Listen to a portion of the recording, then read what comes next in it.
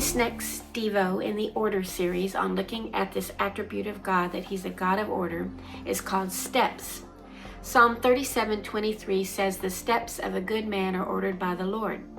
How many times have you prayed over your kids or your family or someone you love when that person seems to be veering or floundering or about to fall? I've prayed it many times when I feel as though the future is uncertain or scary or foreboding. It brings great comfort to know that someone other than myself sees the next steps and is ordering them. We stated this before. God is a God of order, and He has steps and ways, not because He's mean or a sergeant, but because He's holy and without any sort of human failure at all. His ways are good, and they're ordered like following a road map with perfect signage, no potholes, no wrong turns. Let's read further about this order to steps.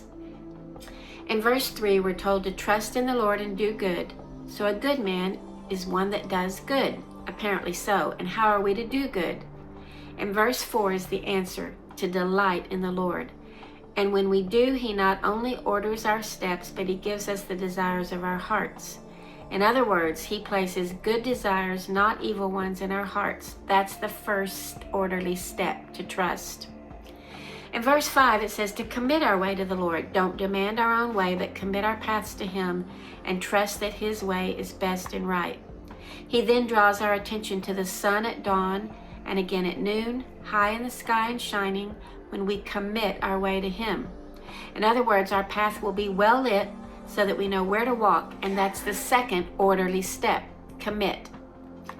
In verse 7, it says to be still and wait, and that looks like refraining from anger and fret while we wait. Anger and fretting leads to all sorts of evil, but when we are still and wait, we inherit the land. Another orderly step towards this knowing that our steps are ordered by Him, therefore secure, is the third orderly step, to be still and wait. In verse 17, we read that the Lord upholds the righteous. And who are they? We are, when we belong to Him. Who is this good man we're going to be? It's us, because of the good one who resides in us and orders our steps. In verse 18, we're told that the blameless spend their days under God's care. Wow.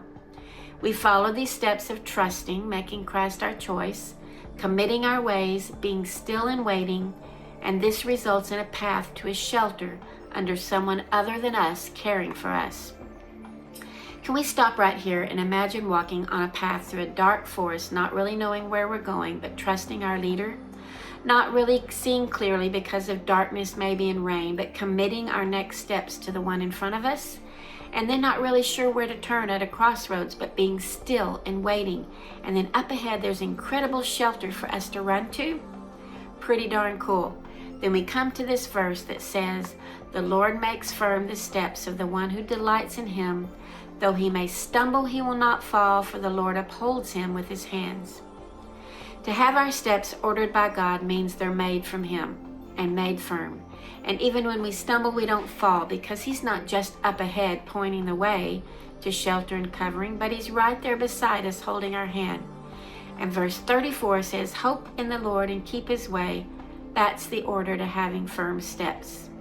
Maybe next time we're floundering and wondering and afraid of where to go or what decisions to make or how to move forward, instead of looking for a sign or a reason or an answer to our why, we should just delight in the Lord and be still, commit our ways to Him and trust that He's there, holding our hands, providing shelter until the next orderly step becomes visible.